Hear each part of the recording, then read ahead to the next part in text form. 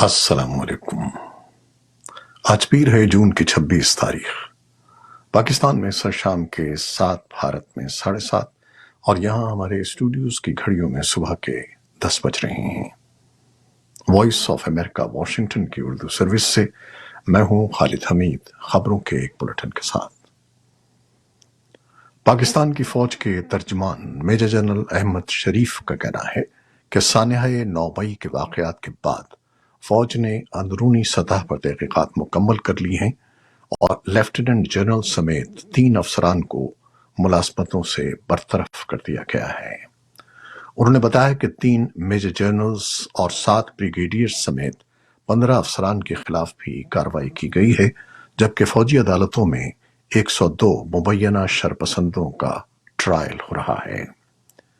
D G I S P R نے عمران خان کی گرفتاری کے بعد ملک میں جلاؤ کھیراؤ کے واقعات کو بغاوت کے مترادف قرار دیا ہے اور کہا کہ جھوٹ پر مبنی پروپیگنڈے سے نوجوانوں کو اکسایا گیا، جبکہ بعض مقامات پر خواتین کو ڈھال کے طور پر استعمال کیا گیا۔ ترجمان نے کہا کہ 9 مئی کے ماسٹر مائنڈز کا تعین کرنا قبل از وقت ہے، لیکن 9 مئی کو نہ بھلایا جائے گا، نہ ملوث افراد اور منصوبہ سازوں کو معاف کیا جائے گا، اور اس دن جو افسران جی ایچ کیو، جناح ہاؤس اور فوجی تنصیبات کی حفاظت میں ناکام رہے، ان کے خلاف کارروائی ہوئی ہے۔ میجر جنرل احمد شریف نے کہا کہ فوج کے بارے میں پروپیگنڈا کیا گیا اور کہ اس میں ایک سیاسی جماعت کی طرف جھکاؤ ہے، لیکن درحقیقت فوج کے تمام افسر اور جوان ایک قیادت میں متحد ہیں۔ سپریم کورٹ آف پاکستان نے 9 مئی کے واقعات کے بعد فوج کی زیر حراست 102 افراد کی تفصیلات طلب کر لی ہیں۔ Chief justice of Pakistan justice Umar Ata Bandial کی سربراہی میں 6 رکنی بینچ نے وفاقی حکومت کو ہدایت کی کہ فوج کی زیر حراست افراد کی مکمل تفصیلات فراہم کی جائیں۔ پاکستان میں حکومت نے بین الاقوامی مالیاتی فنڈ کے معطل شدہ پروگرام کو بحال کرنے کی امید پر وفاقی بجٹ میں نئے ٹیکس عائد کرنے کا فیصلہ کیا ہے۔ وزیر خزانہ نے پارلیمنٹ کے ایوان زیریں یعنی قومی اسمبلی کو وفاقی بجٹ پر بحث کا اختتام کرتے ہوئے بتایا کہ پاکستان اور آئی ایم ایف نے زیر التوا جائزے کو مکمل کرنے کی آخری کوشش کے طور پر گزشتہ 3 دنوں میں تفصیلی بات چیت کی ہے، اور انہوں نے امید کا اظہار بھی کیا کہ اس کے نتیجے میں پروگرام کی بحالی کے امکانات موجود ہیں۔ سعودی عرب میں تقریباً 20 لاکھ عازمین حج نے آج پیر کے روز سے حج کے مقدس ارکان کی ادائیگی شروع کر دی ہے۔ 3 سال قبل کرونا وائرس کی پابندیوں کے بعد سے اس سال پہلی بار عازمین کی ایک بڑی تعداد حج کے لیے جمع ہے۔ سعودی حکومت نے حاجیوں کے آرام و آسائش اور انہیں گرمی سے محفوظ رکھنے کے لیے بڑے پیمانے پر انتظامات کیے ہیں۔ حجاج کرام منگل کو عرفات کے میدان میں جمع ہوں گے، جہاں پیغمبر اسلام نے اپنا آخری خطبہ دیا تھا۔ یہ حج کا رکن اعظم ہے۔ یہاں سے وہ مزدلفہ کا سفر کریں گے اور رات بھر عبادتیں کریں گے اور پھر منا واپس چلے جائیں گے، جہاں وہ شیطان کو کنکر مارنے کا رکن ادا کریں گے اور حج کا اختتام کرتے ہوئے احرام کھول دیں گے۔ اس کے بعد عید الاضحیٰ مناتے ہوئے وہ جانوروں کی قربانی کریں گے جو سنت ابراہیمی ہیں۔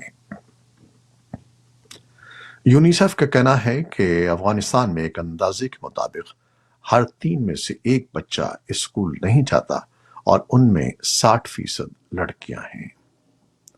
یونیسیف کا کہنا ہے کہ اقوام متحدہ کی اس تنظیم نے سن 2023 میں اب تک 60 لاکھ بچوں میں تعلیم کے لیے معاون مواد تقسیم کیا ہے۔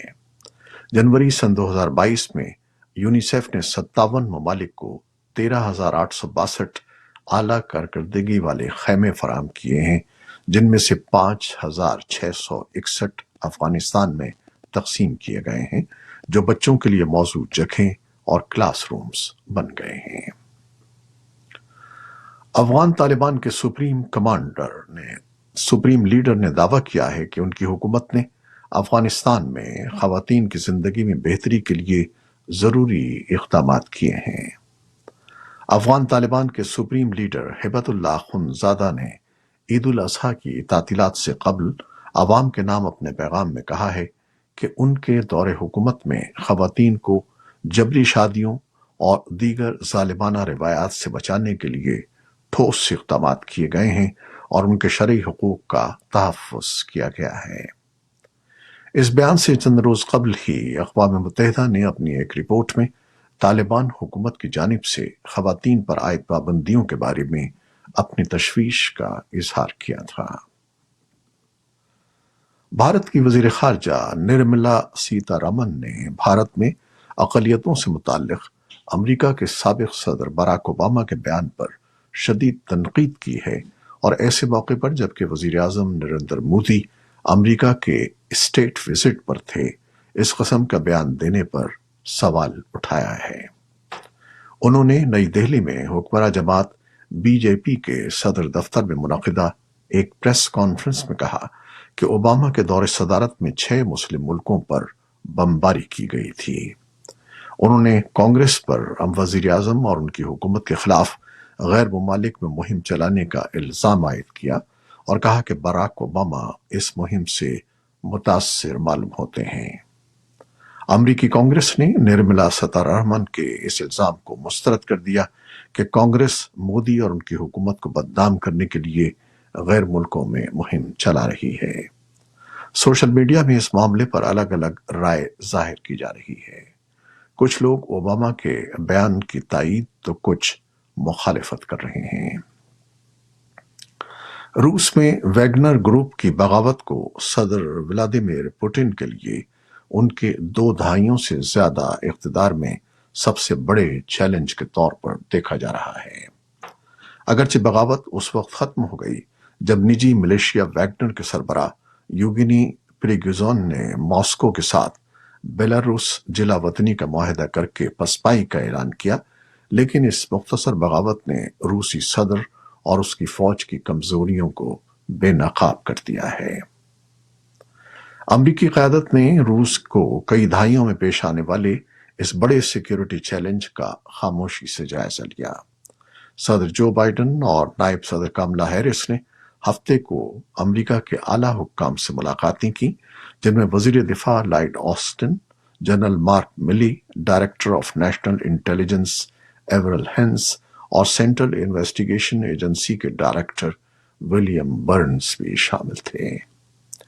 یورپی یونین کے امور خارجہ کے سربراہ جوزف بورریل نے اسے روس کا اندرونی معاملہ قرار دیتے ہوئے تبصرہ کرنے سے گریز کیا۔ ترکیہ کے صدر رجب طیب ایردوان نے ہفتے کو پوٹن سے ٹیلی فون پر رابطہ کیا۔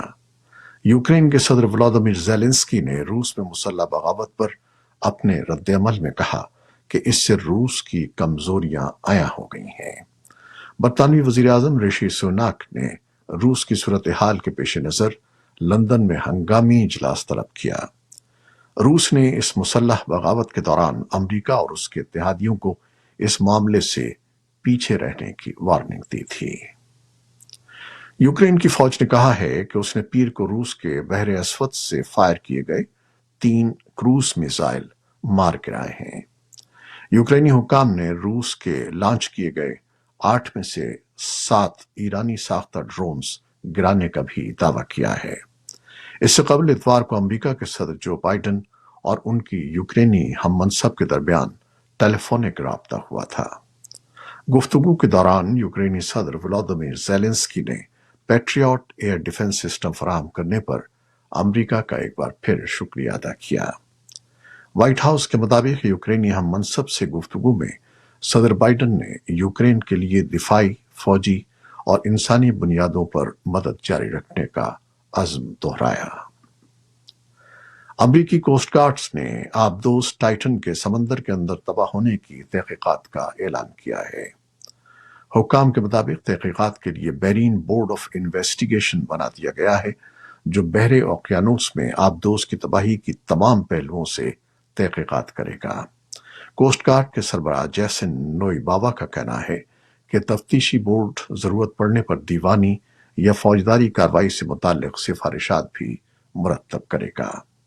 गुज़श्ता हफ्ते अमरीकी कोस्ट गार्ड ने 5 रोज तलाश के बाद लापता होने वाली आबदोज टाइटन के समंदर में तबाह होने और उस पर सवार 5 अफराद की हलाकत की तस्दीक कर दी थी।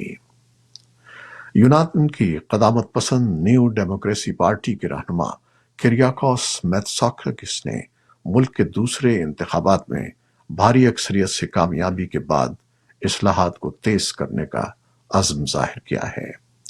इतवार को तकरीबन मुकम्मल नताइज आ जाने के बाद जाहिर होता है कि वो दूसरी 4 साला मुद्दत के लिए हुकूमत बनाने के लिए पार्लिमानी अक्सरियत हासिल कर रहे हैं। उनकी पार्टी ने 40% के करीब वोट हासिल किए हैं। उनकी मरकजी हरीफ बाएं बाजू की जमात सिरजिया पार्टी को बुरी तरह शिकस्त हुई है, जो 18% तक वोट हासिल कर सकी है। शिमाली कोरिया में अमेरिका के खिलाफ बड़े पैमाने पर रैलियां निकाली गई हैं, जिनमें अमेरिका से जंग लड़ने और इंतकाम लेने के नारे लगाए गए हैं। पीर को कोरियन वॉर की 73वीं सालगिरह के मौके पर दारुल-हुकूमत प्योंगयांग में सरकारी सतह पर रैलियों और इज्तिमात का एहतमाम किया गया है। इस मौके पर सरकारी मीडिया से जारी होने वाले पैगाम में कहा गया है कि शिमाली कोरिया ने अमेरिका को सबक सिखाने के लिए दरकार हथियार तैयार कर लिए हैं। ये थी वो खबरें जो फेसबुक लाइव पर हमने आपके लिए पेश की। हमारी वेबसाइट, यूट्यूब और पॉडकास्ट पर ये बुलेटिन आपके लिए पोस्ट कर दिया जाता है। आप हमारे बुलेटिन को शेयर करते हैं और अपने कमेंट्स में अपनी मोहब्बतों का इजहार करते हैं, जिसके लिए हम आपके बेहद ममनून हैं। अपनी इन मोहब्बतों, इन दुआओं को जारी रखिएगा। प्रोड्यूसर आयजा इरफान और न्यूज़ एडिटर बहजत जिलानी के साथ खालिद हमीद को अब इजाजत दीजिएगा। अल्लाह हाफिज।